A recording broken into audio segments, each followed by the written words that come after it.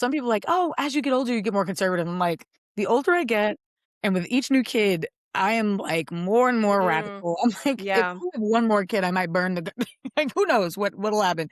But truly, I think the more that you realize like these little ones deserve everything. They deserve everything. They're Mhm. so untainted and they deserve Mhm. the world. And to know that some people are instilling hate in people this young, and then there's Mhm. people like us who are like so Yeah. intentional about this motherhood journey and like trying to Mhm. raise like everything this world needs. And, I take it very seriously. Step with care towards the precipice. Hold my hand through the dark. See the light, it is breaking. We're mothering new world.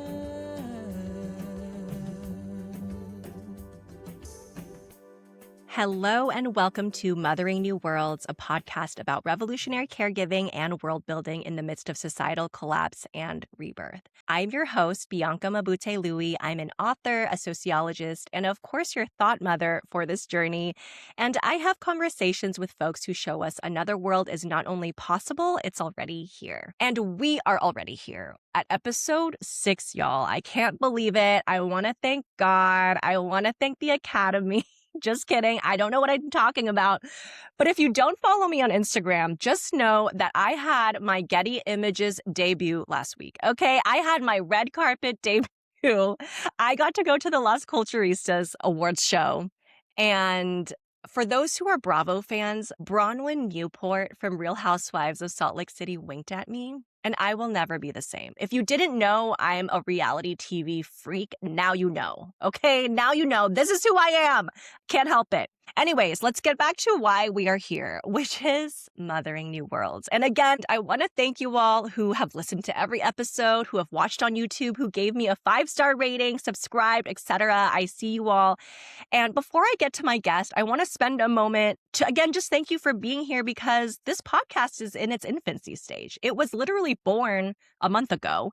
And you all who have supported it, I see you all as like the community members who signed up on the meal train to have food delivered to me postpartum. And I know launching a podcast is not like having a baby. It is not nearly as traumatic or as tender. But again, this project really does feel like one of my children. And right now she is very young. She is feeding around the clock. She requires a ton of labor. And so those of you who get the vision of this project, who want to support her, I am so thankful for you all. I want to give a special shout out to those who have signed up to be a paid subscriber on Substack. You all are like thought mother royalty to me. Your contributions sustain this work because again, this is an independent podcast, meaning I'm not taking ads or sponsorships. And really, it's because I can't imagine myself trying to sell you something at this late stage of capitalism, but also because I believe in my community and that we have the resources to support each other's needs and also creative endeavors. And I recognize that there really is so much need right now. There are so many urgent things our money is going to. And so your support to this project really means a lot. Subscribers get a bonus episode every month, and I'm happy to share that this month, June, will be the first bonus episode that will be released. If you aren't subscribed yet, you can go to motheringnewworlds.substack.com to get signed up. That link is also in the show notes. As a reminder, new episodes come out every Friday on Spotify, Apple, and YouTube. You can follow me on those platforms as well as on Instagram and, of course, Substack at Mothering New Worlds. Okay. So getting to my conversation for today with Brea Baker, a freedom fighter and writer in that order who has been working on the front lines for over a decade, first as a student activist and now as a movement journalist and national organizer. Her book, Rooted, The American Legacy of Land Theft and the Modern Movement for Black Land Ownership, is about her family's experiences across the U.S. South and why reparations is a critical economic, racial, and environmental justice policy that we all need to embrace. Brea was one of the people I had in mind when this podcast was just an idea. We have children about the same age, and she recently just had her second. And as someone who reads her work and is a fan of her writing, I've just been really impressed and inspired by how she uses her voice with so much thought and intention and care. In November of 2023, she wrote an article titled Black Feminists Are Standing Up for Palestinians No Matter the Cost. She's also written countless articles on Black land ownership, her own queer motherhood journey, and reproductive justice. Needless to say, I was really excited to talk to Brea, and this conversation with her is really what this podcast is all about. We talk about how parenting has radicalized us, what it's like raising boys, and for Brea, specifically raising Black boys. We also talk about parenting beyond the nuclear family paradigm, but parenting with and for the collective. We talk about third spaces and community when you don't have church anymore. We talk about it all, okay? And throughout our conversation, it was just so beautiful to hear how Brea and her wife are so purposeful, not just in building their own family, but building the larger village around them. So without further ado, here is Brea. Thank you again for being here, and I hope you enjoy this episode.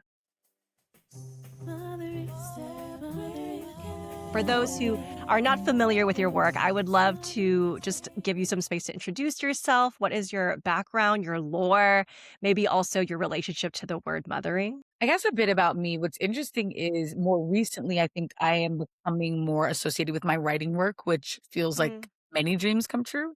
But it also feels a little like there's some dysmorphia there because I feel like an organizer first, and I came into all these spaces as an organizer, and comms just kept coming up as this thing that either people were treating as an afterthought or didn't, want to invest a lot of energy into. And I was the resident millennial in the room being like, storytelling matters, digital spaces matter. We have to be Yeah. where people are and like bring them in. I found myself shifting from being like squarely organizer, planning protests and marches and civil disobedience, getting arrested, that to op-eds and reported, explainer articles and eventually books. And I just feel really grateful to get to oscillate between the two sides. And as far as my relationship to the word mothering, I am a mom of two. I have two beautiful boys that I love so, so much. But even before them, I am an oldest daughter. Mm, So there's lots of mothering that I've been yeah. doing Yeah. since before that was a thing.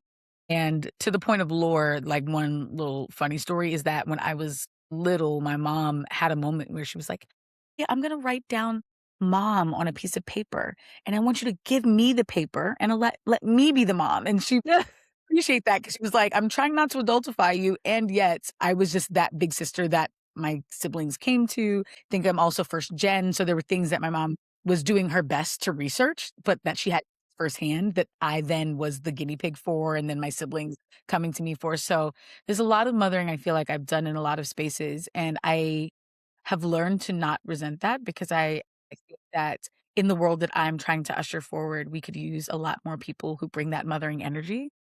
And I want to see matriarchy. I want to see care at this as normalized, as not like do most, but like, oh, that's your responsibility to the people around you. Yeah. Yeah. No, I love that. I also love that your mom was like trying to set some role differentials to like relieve you a little bit. But yeah, that says a lot about you and your mom, I feel like. Yeah. She's amazing. You mentioned that, you're identifying more as a writer, but before that, you were very much an organizer and activist. How did you become politicized? Such a good question. So, yeah, I feel like I grew up in a community where I really believed the lie of post-racial America. Like, lived in New York where everyone around me was Black or brown. Like, everyone around me, a Caribbean or whatever. And then you go into like other boroughs and it's just even more diverse. So, to me, that was what America looks like. I didn't know version. And then I'm in middle school and Barack Obama is our president. And so exciting, and so I really believed that lie, and then my senior year of high school, right when I was about to set off to Yale to continue believing the lie, and I was gonna go study physics and just, was just I don't know, I thought my life was in a vacuum and I didn't realize it, and then Martin was murdered by George Zimmerman, and then it was like, "Ooh, no more vacuum." Uh, and it actually wasn't even his initial murder that was as politicizing as the acquittal of George Zimmerman. When Trayvon was murdered, there was sadness, but there was also so much belief that the criminal legal system was going to do what it was supposed to do. And now I know it did do what it is supposed to do because it's not against us and our people. But in that moment, there was so much faith. So it was just like, show support for this case, but, the system is going to handle it. And then when the system did not handle it the way that I felt it should have. It was like, everything's a lie. And that acquittal came the summer between my freshman and sophomore years of college. And then the sophomore year was the murder of Michael Brown, Eric Garner, so many very prominent police killings and so now I'm coming of age in Black Lives Matter movement and I'm on a campus. Like, there's so many white people on this campus and so much money. And people who look like me and people who are browner than me and darker than me are dying. And I'm sitting on a and I'm at Yale doing what? Like what physics? Like I just everything felt really like, what are we doing here? And that was that moment for me that I switched my major to political science and was like, I don't know what a career in this looks like. My mom was so she's like, you got a full ride to Yale because it's need based. And she's like, we could not afford to send you to college otherwise. This was so big for us. And you're gonna go there and study something and you don't know what the career will be and you don't know how you're gonna make money and what? Like, huh? I'm like mining this place for lack of better language of Yeah. all of its like resources and tools, but then I want to flip it against it. I started to realize who Yale wanted me to be as an alum, and it went Mm, against everything I wanted to be when I looked at mhm. the political landscape. Yeah. I mean, those are very formative years to also be Mhm. witnessing this racial reckoning uprising and so much grief and so much of your paradigm of what you thought the world and how systems should work just kind of coming Yeah. down. I'm curious, as you did become politicized, as you didn't chose not to become a physicist and worried your parents, which I have a very kind of similar experience too. Mhm. What would you say are the lineages you come from, whether it's intellectual lineages? I'm for sure going to ask about your family lineages, so maybe we Okay. can just like table that for now because Okay. I feel like there's a lot to talk about. But even just like political lineages, yeah, intellectual, spiritual lineages that make you who you Mm. are now. Ooh, I really love this question. Wow. My intellectual lineages. Well, I will say when I was in that place of feeling like I don't know what I'm going to do. I know it can't be physics or pre-med or whatever else I came to Yale thinking I was going to do. I really was turning to books and it just sounds so cliche, but it was just like I need to make sense of this world around me. Like nothing made sense and I just needed to read something that would make it make sense. And it was very harrowing, but to turn to books from the 60s, 70s, and 80s and realize like all these Black Panthers and civil rights have been saying the same thing, and there's blueprints, and you're reading Angela Davis and Assata Shakur, Fred Hampton, Bobby Seale, Ella Baker, Fannie Lou Hamer, just like reading from these people and talking about how tired they were. And I'm like, oh my God, that was like 50 years ago, and we're still fighting the same revolving door. Documentaries like 13th and just so on and so forth, and new Jim Crow. So I feel like from a intellectual legacy. I definitely come from Black feminist thinkers, from Black Panther organizers, from writers and luminaries like the Octavia Butlers and the Toni Morrisons and the Bell Hooks, who just really believed that there was no sidelines.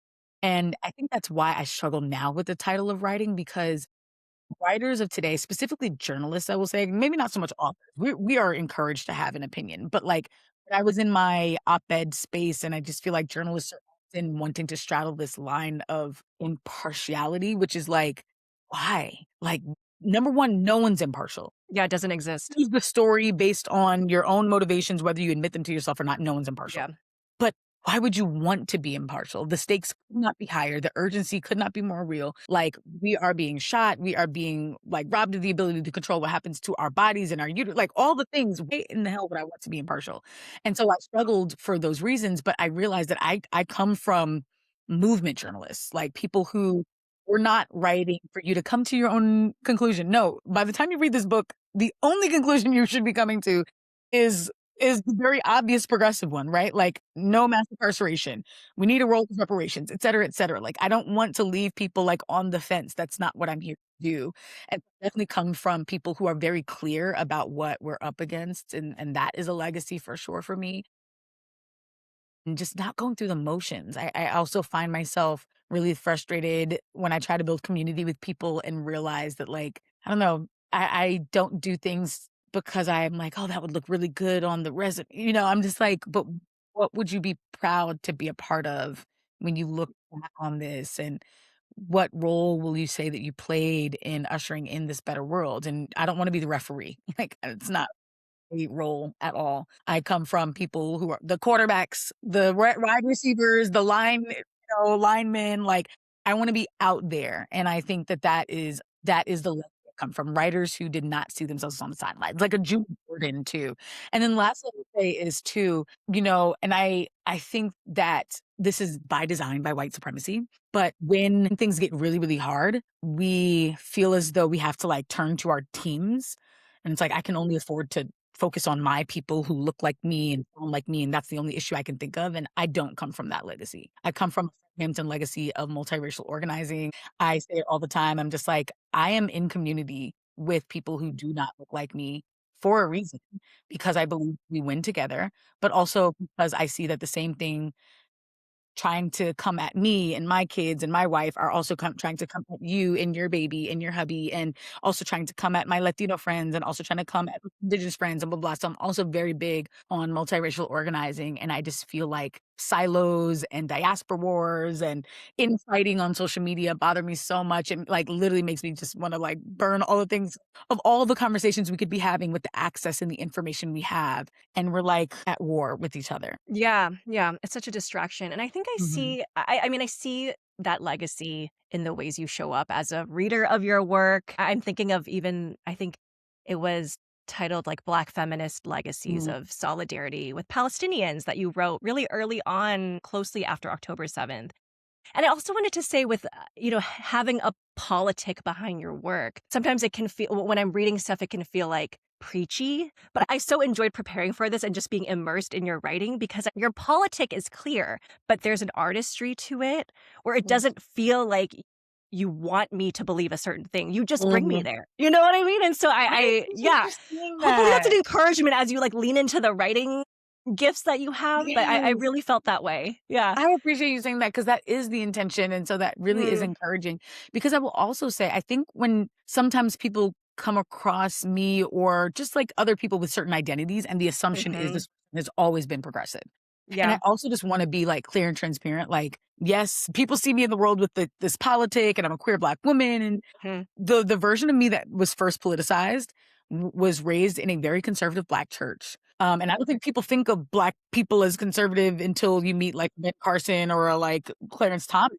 No, we are often raised in very similar religious spaces that condition us in certain ways. I had so much unlearning to do, so much unlearning to do, not just around identities that were not my own, but also around identities that were own. So much internalized shame around my woman, and just like what it meant to like lean into sexuality in a church that is hard on women and not on the men, which our church anyway, I could go very deep into that, but I mean like very big practices of building shame into to like your inner critic, and that being my inner voice.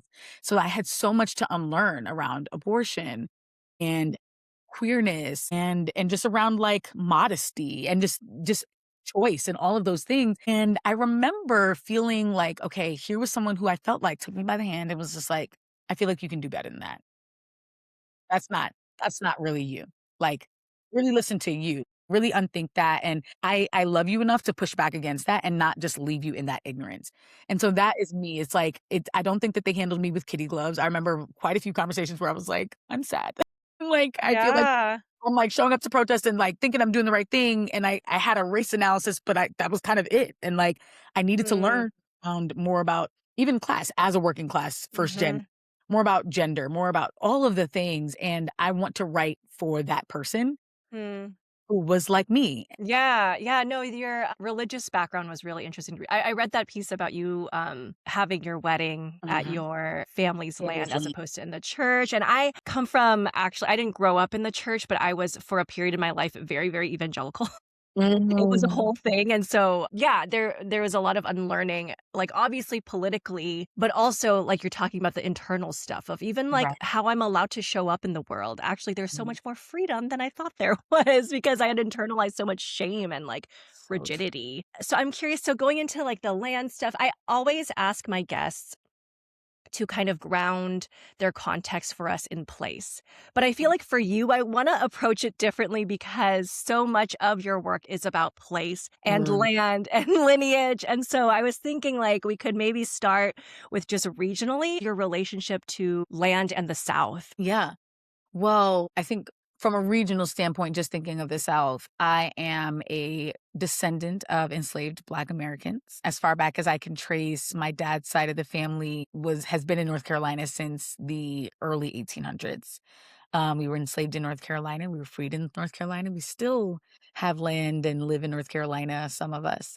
And it's often where we go for celebrations and such. And then my mom's side of the family, I don't know where they came from before this, but as far back as I can trace was Kentucky. But my connection to the South for sure is I have really come to accept it as my homeland and my motherland. And that was a hard thing because I think I grew up in a very Afrocentric family. It is really proud to be in the African diaspora. So to be clear, like I do acknowledge that my original source is from this African continent. And my family has been in the Americas for centuries. We have contributed against our will often to all of the wealth of this nation. And we have created musical genres and foods and clothing and lingo and linguistic shifts and all of these things in this land. And to me, that I have to acknowledge as a source. Like when I'm in the South, I just feel something electric in me. I also feel something really sad in me. Like there's something kind of like crying out to like be heard. And so that's why I do a lot of work on the South because I just feel like there's so much pain that still hasn't been said and like released. But yeah, my connection to the South is like a long lost great great granddaughter sort of situation who is coming back and who is trying to reclaim it from a place of more joy and power and love, as opposed to like treating it as this like static, sad, dreary thing in place. The South is also a place that my elders have loved and like when they had the chance Yeah. to leave, desperately wanted to come back to. Yeah. Yeah. Is that part of the intention? You said you moved back to the South in 2018 or 19. Was that part of the intention of trying to like strengthen that relationship? Yeah, somewhat to an extent. At that time, at the time we were just dating, me and my girlfriend were living in New York, which is where I was raised. Mhm. And she's from Chicago. And we knew that we didn't want to live in either of those cities, both because we were really starting to like dig into our love for land in the sense of like gardening and stuff. And we're just like, I don't want to live in a city where I can't have a backyard. At that point, we weren't thinking of like acres and acres. We were just like, I want a backyard where we could grow things and just like exist, nice air. And not that is not affordable. Like it exists in Chicago, but it's not affordable for where we were at. And so we were thinking like, where are cities where we could or places where we could try out that would be really good places for a queer Black couple who we knew we wanted kids at some point, where our kids could grow up and not feel isolated and would also see representation of queerness around them, but also Blackness. And then it wasn't like too expensive. So we were down between DMV and ATL. And then my wife got into a grad school in both cities. She decided on Emory, and we said, "We'll test out Atlanta while you're there." And we just loved it and have never looked back. But for sure, I was leaning I tried, I was like, "I'll go wherever you wanna go and be supportive of her academic journey." But in my head, I was like, "Atlanta is 5 to 6 hours away from North Carolina. We could go so much often, and we could just be on that land more." And really, really loved that it gave us that access, and we truly have gone so much more than I had in the previous years. Our kids run That's around amazing. in the fields and all of that, and so, yeah, yeah, Yeah. it was a big part of it. Amazing. Because your family is currently like your extended family is in North Carolina. Some of, yes. I come from a very big family. My grandfather is one of 17 kids. Wow. So, I'll start with just my branch. Of my grandfather's branch of the family, my aunt, who is my dad's sister, lives in the house that my grandparents built on their land, and she lives in that house with my cousin and my direct biological sisters, and they have a garden in the back, and they grow peppers, and they make hot sauce out of the peppers and all sorts of things. It's so fun, and I love it. And that's the house that we go to for holidays and family reunions and weddings and such like that. And then my grandfather's siblings, most of them that are still alive, still live in the South. They're in their like 80s and 90s. They grow their own food. I go to their houses and I'm like, sit down, don't get up. And they're like, no, I'm going to go get you some grapes off the vine and I'm going to go chop some wood for us to burn in the fireplace. And I'm like, oh my God. But I love that they're so active and they to love the land still. It's Yeah. really beautiful, and we are 6 my generation, is the 6th generation of landowners in my family, so Wow. We're keeping it going. Yeah, no, and it does feel like a homecoming motherland kind of feeling. Was it I mean, you said earlier you grew up in a very Afrocentric family. What was it like coming to claim the South as your motherland? Yeah. Is that the words that you used? Yeah, it was. It was a word that I used. And it was a very winding journey. So number 1, growing up in New York as a specifically a Black American. Obviously, there are many Black people in New York, but a lot of Black people in New York are, like, more recent migrants, right? Like, from the Caribbean, West Africa, Latin America, etcetera. And so being, like, a Black American from the South and having that more recent legacy, it was just hard to do because, and this might be very specific to New York, but in New York, we're always celebrating someone's Independence Day. And it's always the biggest parade ever. Puerto Rican Day Parade is like shuts down Manhattan and like Baton Rouge. Dominican Day Parade. And so when it was school and those things are happening, everyone comes to school with their flags. And like I just like really just remember being like, I don't have a flag. Like I wish I had, my friends had their Jamaican flag or their Brazilian flag or whatever. And I just like, is mine supposed to be the American? Like I don't want American. Like I want my own flag is where I'm from. Like, where am I from? And so I did what was the thing at the time? The DNA test, ancestry.com. I gotta know where I'm from. And then I get like, now what do I do? Okay, I'm 23% Senegalese and this percent Ghanaian. And I'm like, okay, am I supposed to get a Senegalese flag? And am I supposed to try and learn these languages? Like, it just didn't feel authentic. And again, this is me who grew up in a very Pan-African, Afrocentric family. At our family reunions in Ohio, my uncle Bruce, who we would call was called Baba, would like teach us Swahili, which is not even a West African language. That's an East African language. It's not Got even, it. but very Pan-African, just very Very Pan-African. right, very from that generation of, Mhm. Dashikis and just like Egypt and Yeah. anything having to do with Africa we love and Africa decolonizing. So I understand that's, they came of age with that, but it didn't feel authentic to me. Then it was like through genealogical work and family tree work and family reunions and getting older and realizing like I'm trying so hard to find a country and I go to North Carolina every year and we have our delicacies and we have our customs and we have our things that are rarely Black American. And I don't think that that's culture. Like, why is that not culture? Like, why is that not enough that because it doesn't feel distinct, it felt too normal and I wanted something more exotic. So I had to why am I chasing something that's not mine? And learning to accept that something that Black Americans do in trying to chase where we are from is we romanticize a lot of different places. We want to be pharaohs from Egypt and we want to be kings and queens from Mali and we want to be from this and we want to be from that. And it comes from a very sincere place. But it was just like I got to a place where I was just like, is it not enough to come from people who farmed this land and like passed it on for many, many, many I walked land that Louis Baker walked in the 1800s. And he made something that I still benefit from in the 21st century and I'm trying to get to Liberia. Like why? Why is this not enough?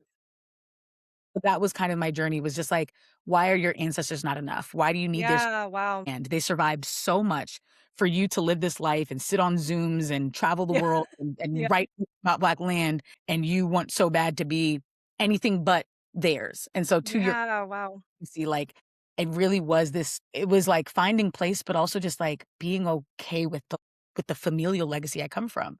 Like, no, Yeah, I probably don't come from kings and queens. I come from farmers and yeah. teachers and pastors and reverends, and that is really beautiful and okay. So beautifully said. I have chills. What's it like working on the land? Because I know you grow your own food, you have chickens, and also slowly transitioning into the mothering part of this. How do you integrate your children into working on the land and living on the land? Yes, they are my favorite part of the integration because before they got Mm. here, a lot of it for me was very intellectual, and it was my wife being Uh-huh. like, "You love to, like, research land, and you love to look at archives of land and read books about Uh-huh. land and watch documentaries about land. When are your hands gonna touch some dirt? Like, you don't actually you have no green thumb, you're, Yeah, yeah, like, yeah. worms, like, you don't ever go fishing, like, it can't be this, like, theoretical Mm. exercise for you. When are you gonna sit down and just, like, ingrain?" And I was like, "Okay, trying to read me," but, like, it's true. It's like, Yeah. okay, yeah, at what point am I gonna do it? And I still don't have much of a green thumb, I'm working on it. I mean, like, she very much leads us in the garden, and now that she's done it all, I'm like, "Okay, I'm gonna go in the back and pick the asparagus," and but, like, she kinda, like, laid a lot of Yeah, the yeah, yeah. and I get to do the You're doing harvesting. the gathering and the harvesting. And we often say I'm the apprentice. I'm the apprentice, and she, like, gives me, like, mock grades, like, we're in the backyard, like, we built our chicken coop by hand, like, Amazing. no IKEA, just put the pieces together, like, Wow. we, like, hammered planks together until it looked like a house, and so after I Wow. do something, I was like, "How'd I do?" And she's like, "B minus, you gotta pull the nails out first and then do this." I'm like, "Okay, okay, Imma do it better. Okay, A plus, that was amazing." And, She like, sounds like a hard teacher. he's, like, Love it. perfectly made for the role, and I'm a Gemini, and I'm just like, Yeah. "I wanna learn everything, teach me." So it Oh my worked god, out I love really it. well. Once we had the kids, it was even best. I have all these pictures of my eldest when he was, like, just learning how to walk, and our chickens were also young, and there's, like, chicks, like, climbing up all over his head and stuff, and just, like he's like, "The chick," like, he's, like, doesn't know what to do with them, he's, like, flicking them off his shoulders, and I'm like, "Be Yeah. careful with the chicks," but it's cute, and Yeah. now we actually don't have our chickens anymore because Okay. we were attacked Cool. last year, which is really, really sad by, I think, a fox in our neighborhood. Scary. Which was sad, but is also circle of life and Sure. all the things that happen in nature. But our in-laws who live 45 minutes away from us still have their chickens, and we go there every Sunday. And this is also such a beautiful intergenerational moment because in that house is my wife's parents and their parents. So my kids see their grandparents and their great-grandparents every Sunday. And at their house, they've got a flock of chickens and they've got their own garden. Literally, my father-in-law will text me, "Hey, when y'all get here, tell Davis to go into the back. There's a lot of strawberries on the vine. He can eat them straight off the vine. He doesn't even need to, wash them." We're like, "Okay." Or he's like, "I have so many strawberries. We're gonna make strawberry jam today. So everybody come prepared to cook." And like, there's all these things. And like Saturdays feels like a farmer's market, but at my Yeah. in-laws' In your home. family home. Right, Yeah. exactly, because it's just what our life is, and I just love that so much. They are hunters, they are fishers, they are gardeners, and it is so beautiful to, like, make a meal that might not be exclusively something we grew, but, like, Yeah. the meat is something that, they caught or, that they culled, and the salad is from the backyard, and maybe we didn't grow the corn, but he got it from one of his buddies at the hunt camp, and so, like, it's just beautiful, and I just love it, like, my kids have never had store-bought eggs. They Wow. like, just all these things, like, why would they? We get, fresh Yeah. eggs all the time, so I love that that is their norm in this insane world with Trump's FDA and lack of Yeah. regulations and all of the things that they get to, experience the fruit of eventually their labor, but our labor right now. Yeah, yeah, yeah, yeah. No, we briefly had a backyard. We had like planters at the place we used to stay in, and everything really tastes so much better when you grow it. Did you imagine raising your children in this kind of context and way? No. It's so funny because my mom even says when she first would, like, come to our house and she's just like, because my mom is, like, the lamb side of the family is my dad's side of the family, North Carolina, and Okay. my mom is, like, city girl, and this is not her life. They'll have, like, chickens, and when we ended up having to butcher them, and she's just like, "Ah, you did it yourself." Like, she's just, like, so freaked out by it all, and she's just like, "I don't even know this kid who I raised, like, what is this?" But I'm also just like, you married into a family of landowners and didn't think it would eventually trickle down, like, but what it shows is that though I grew up on land, my love for it in this more tangible, hands in the dirt way is more recent through my wife. And I was more, she always knew I loved to read about it and learn about it, but the actually doing it myself part is more recent. So I feel like my wife kind of helped me connect more with my own family legacy in encouraging me to do that. And so now my mom is like, "You're just like your dad's family." And I'm like, "I know, girl, I know." But it's funny because both you and your mom married people who had that connection, so you're also like your mom. Mothering, mothering, mothering. I'm curious to hear more about your motherhood journey and how are you feeling about being a mom just in this moment of 2 children? Oh my gosh. First of all, mom of two life is like Yeah. no joke. I'm just like, "Oh my gosh." Like yeah, just keeping track of it all. I have never felt more like a superhero than this. I'm just like, Yeah. knew what I'm doing on as little sleep as I'm getting and with as many distractions as I have.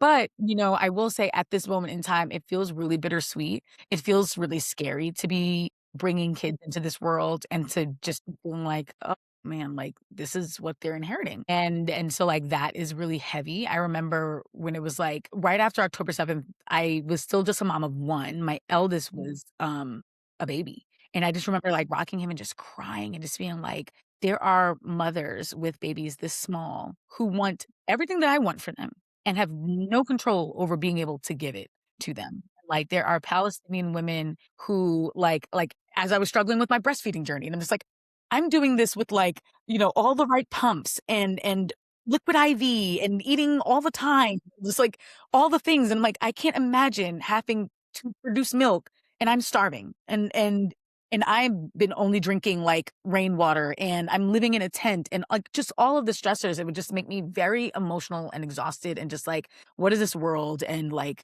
God knows what could happen that changes my ability to provide the world that I want for my kids. And like, what is happening in this country that like, is this really what I want to do? And there was a lot of moments of just like, do I want to leave? Is this really where I want to raise kids?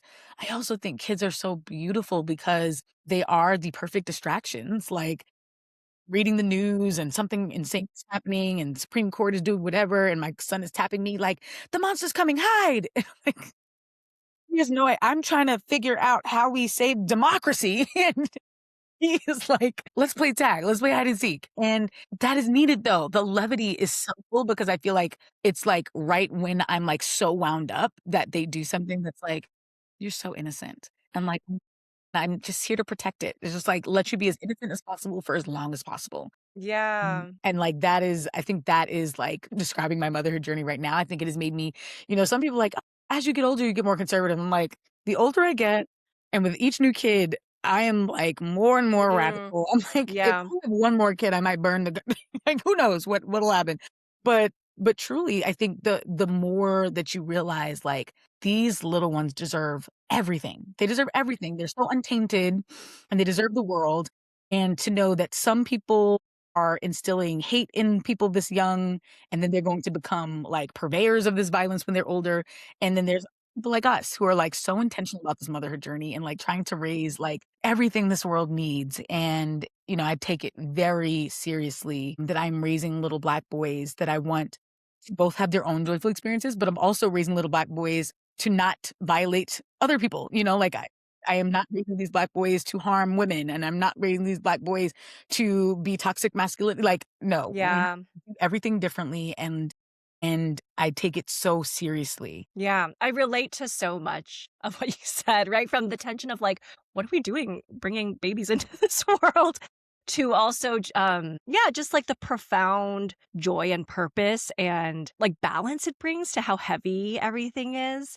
I'm curious about because I also am raising a boy unless he decides otherwise. How do you think about that as just the world we're living in today? Yeah. Asking for myself. I mean, I had to think about it very intentionally because I don't know about you, but the moment that anyone would find out we were expecting a boy, it was like, "Oh, thank God boys are easier. You're so lucky boys are easier." And I was just Yeah. like, "Have you seen men? Like, if Yeah. it were that easy to raise boys, men would not be men. Like, Yeah. have you a man? Like, what are you talking about?" I was like, "No, this is about to be the hardest thing I've ever done is like to raise." Again, and as you said, a boy until deemed otherwise. But like right now, I'm raising this boy to not grow into someone who like exerts their will on other people and tries to dominate and tries to tell people what to do and feels entitled. And it's tough because sometimes I'm like, okay, wait, what is age appropriate and developmentally appropriate? Because like my 2-year-old will like snatch things and I'm like, that's not yours and you can't be entitled to other Yeah. people's Yeah. bodies. And then I'm like, wait, he's 2. Yeah. Relax. Yeah. It's, Yeah. it was not It's just him. the developmental stage, but also very triggering. Because I'm like, how do I make sure that he doesn't one day treat people like this? And I'm like, Yeah. he's also do. Like, Yeah. Yeah. Yeah. Yeah. eventually those conversations will be important. And I'd rather Yeah. be overthinking it than not Mhm. thinking about it enough? And Mhm. so that Mhm. is definitely something I'm like always conscious of. And also, as 2 women raising 2 boys, I was convinced I was gonna get a girl and we haven't. So I'm just like, unless one of them decides to like do their thing, I'm just like, okay, yeah, like this dynamic as 2 moms raising 2 sons and how we foster a brotherhood between them that is healthy and loving and accountable is really top of mind for me. Yeah. Yeah. Yeah, things that keep me up at night. Even Mhm. just like a lot of people have been asking us, do you want to have a second child? I'm like, I don't Mhm. know if I want to risk the chance of having two boys because that the idea of that scares me, but also like could be beautiful. I don't know. Right? I'm leaning into the could be beautiful, but it also is very scary. I'm not gonna It's lie. intimidating. Even if just because my son is, as I said, 2, and the Hmm. other day we ordered pizza and he ate half the pizza at 2, and I was just like, "Oh my god, is this Yeah, my future?" the grocery bill. Like, what about when they do sports and like are a teenager and at the stages where they're expected to be eating? Literally, I'm like, "Oh, I have to get my" but again, why I'm radicalized, like, this economy is not working Yeah, for yeah, yeah, someone with yeah. 2 boys, like, these Yeah. grocery prices have got to stop. Yeah, yes. Mothering, mothering, mothering. I'm also curious, sometimes it feels hard because our society so socializes us into thinking only in the nuclear family. And I think what you're describing and what I relate to is like a collective understanding of family. That I mean, like the James Baldwin quote, right? Like what happens Oh, to your child affects what happens to my child. yeah. But I find that hard to I have, like, a handful of mom friends and parent friends who understand that, but for the most part, like, I feel like the society I live in, the separation is so Mhm. normalized, the individualism is so hyper normalized in this parenting context, which also creates a lot of isolation and loneliness too. I'm curious if, yeah, you had any thoughts about that or experiences with, just that nuclear family, like, compulsion? Yeah, for sure. It's funny, me and my sister have actually debated this because she doesn't have kids and she's always like, "I'm a part of your family, right?" And I'm like, "Yes, and there is this nuclear family, but also fuck the nuclear like Yeah, you're part of yeah. this. Yeah, like you're part of this, girl." Now sometimes she's like, "Okay, so like let's do a Mother's Day photo shoot and I want a picture with the kids." And I'm like, "What?" Okay.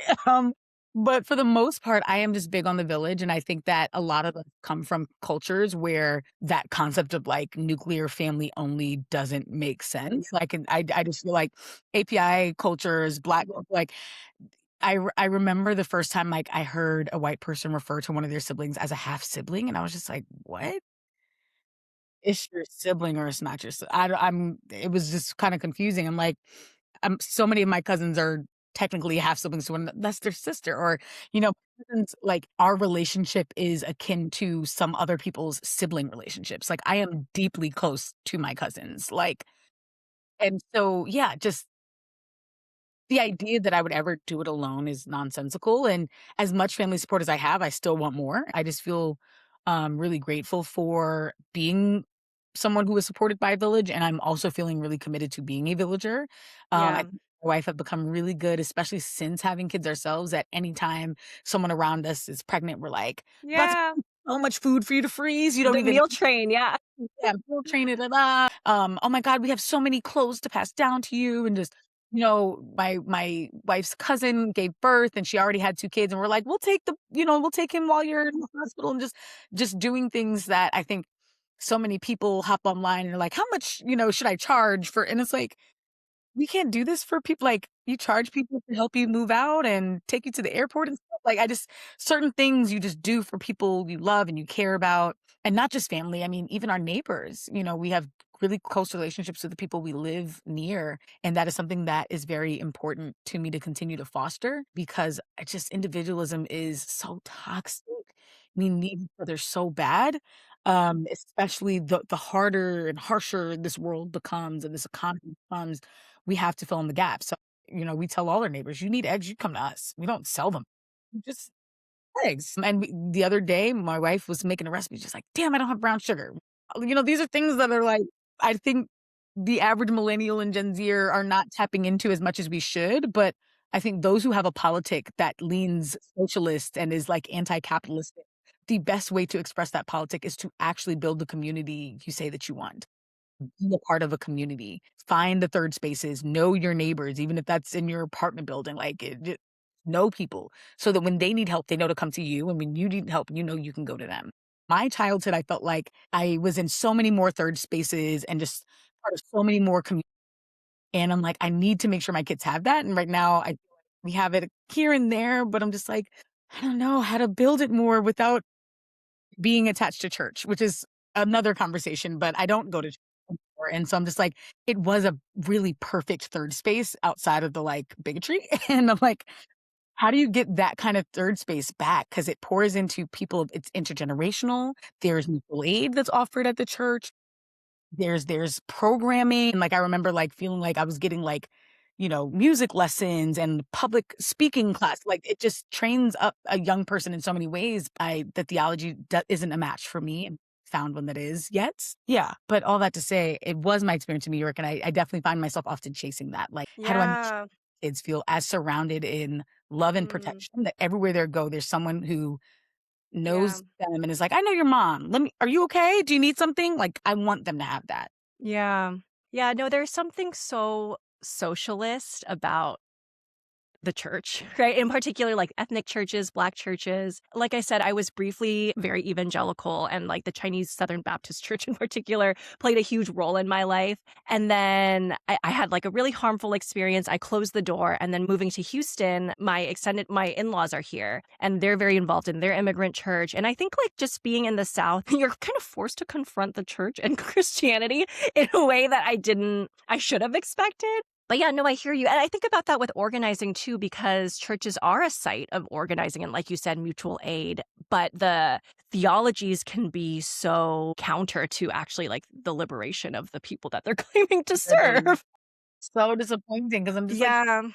talk about legacy and lineages, such a Mm, radical lineage that it was founded on to an hmm. extent, but then ultimately, like, mirroring a lot of the church that it's supposed to be resisting. Like, Mm, yeah, it's really frustrating to see that happen, and so it's weird because or not weird, but I do still consider myself Christian because I'm just hmm. like, the actual teachings of like, Jesus as a person or character, whatever you want to think of him as, is a very like radically progressive Yeah. model for how we can exist in the world. And that I Hmm. align so deeply with.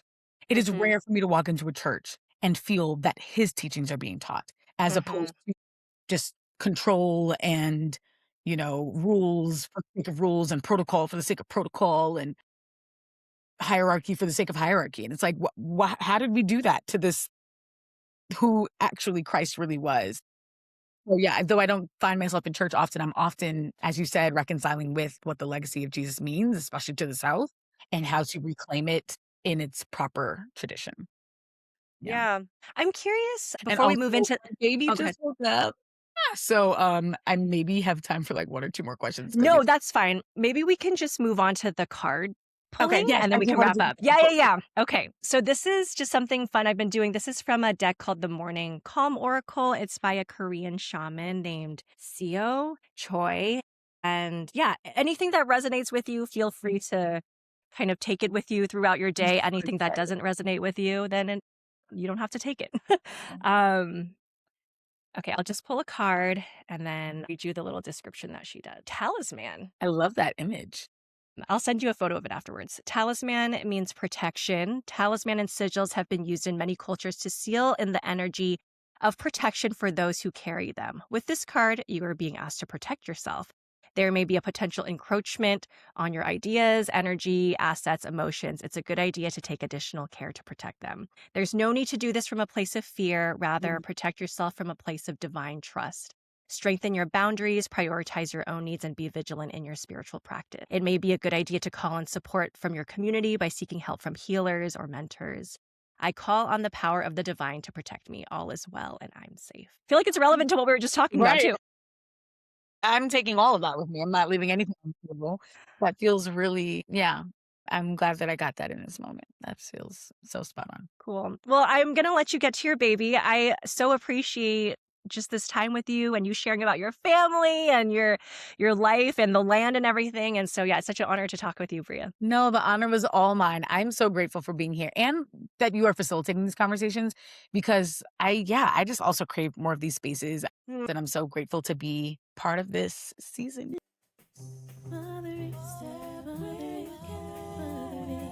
That was Mothering New Worlds with me, your host, Bianca Mabute-Louie. If you resonated with this conversation, would you rate 5 stars? Would you follow, subscribe, share with your friends? New episodes come out every Friday on Spotify, Apple Podcasts, and YouTube. And we're at Mothering New Worlds on Instagram and Substack. This is an independent podcast by me, Bianca. Music for this podcast is composed by Zarina Jimenez, and the logo is designed by Vanita Agrawal. Thank you for listening and catch you next week.